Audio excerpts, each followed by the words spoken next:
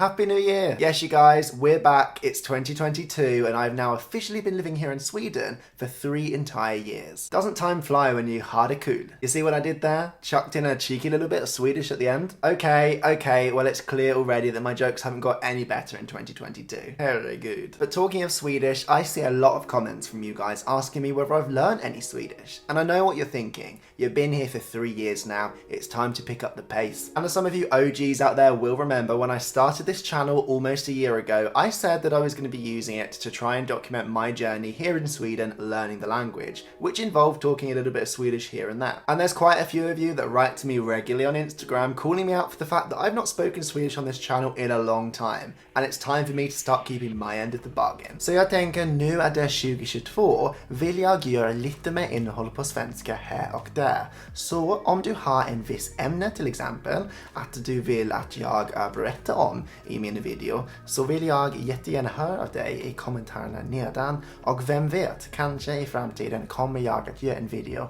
på just det ämnet. But in the meantime, I thought I'd set us off on the right footing right here, right now, by taking on some of the hardest words and phrases in the Swedish vocabulary for your joy and entertainment. I'm also going to be announcing a huge competition with my friends over at Duolingo later in this very video, so I suggest you hang around until the end for all of the instructions you're going to need to be in with a chance of winning. So get ready to cringe, laugh and cover your eyes, because over the next few minutes I'm going to be accidentally destroying the Swedish language phrase by phrase in front of your eyes.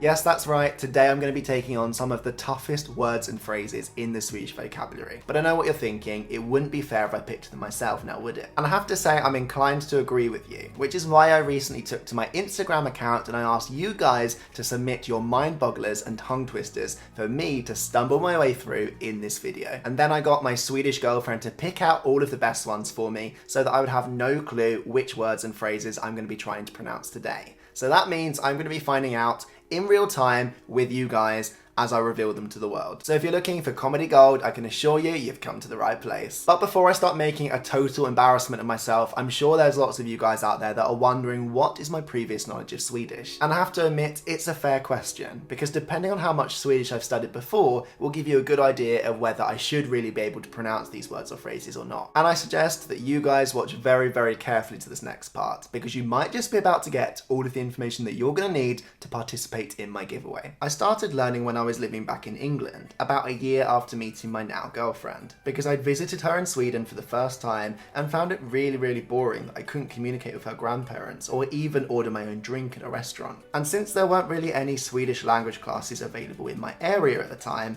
I got my start on Duolingo, working my way through their various lessons. On my train up to London, for example, where I worked at the time, you'd find me practicing every morning and evening. I'd even practice at the airport whilst waiting for my flight over to Sweden to visit my girlfriend. And as you can probably guess, I was travelling quite a lot at the time, so you guessed it, I was even practicing on the plane. In fact, even once I moved to Sweden and I was waiting for a place on the Swedish for Immigrants or SFE course, I continued to use every opportunity I got to do my practice. So today we're going to find out what you can get for 3.5 years of Swedish practice. But before we do, if you're sat at home right now thinking, I want to make sure that 2022 is the year that I really push on with my Swedish learning, or any other language for that matter, then I've got good news for you, because I think I might just have the thing to make your New Year's resolution a reality. Yes, that's right, I'm teaming up with my friends at Duolingo to give you guys the opportunity to win Duolingo Plus and all sorts of Duolingo goodies. And since it's a new year, we're feeling pretty generous, and today we're going to be giving away 5 memberships to Duolingo Plus. But it doesn't stop there, because 2 of our very lucky 5 winners will also be earning themselves a Duolingo goodie pack, which includes your very own limited edition money can't buy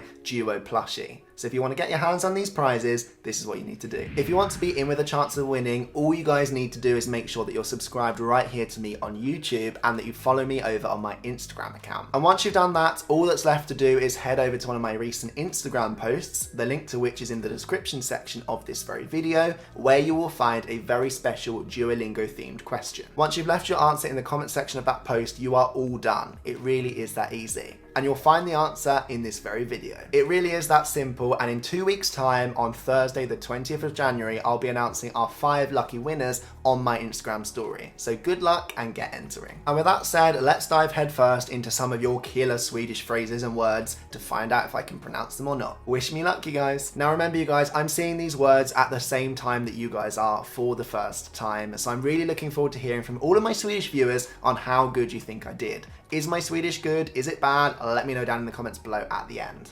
Okay, here goes nothing. Okay, well, when I'm looking at this word, I would say preskribberat. I'm not even sure what that word means. I'm gonna have to look it up. If I was to guess what it means, I would say that skribent is like a kind of writer or a scribe. So a preskribberat is maybe like either like a part of their process, or maybe it's like the first manuscript they write or something like that. Let's find out if I'm right or wrong. Oh, it's something that's prescribed. Now I feel like I should have just been able to guess that one from the word.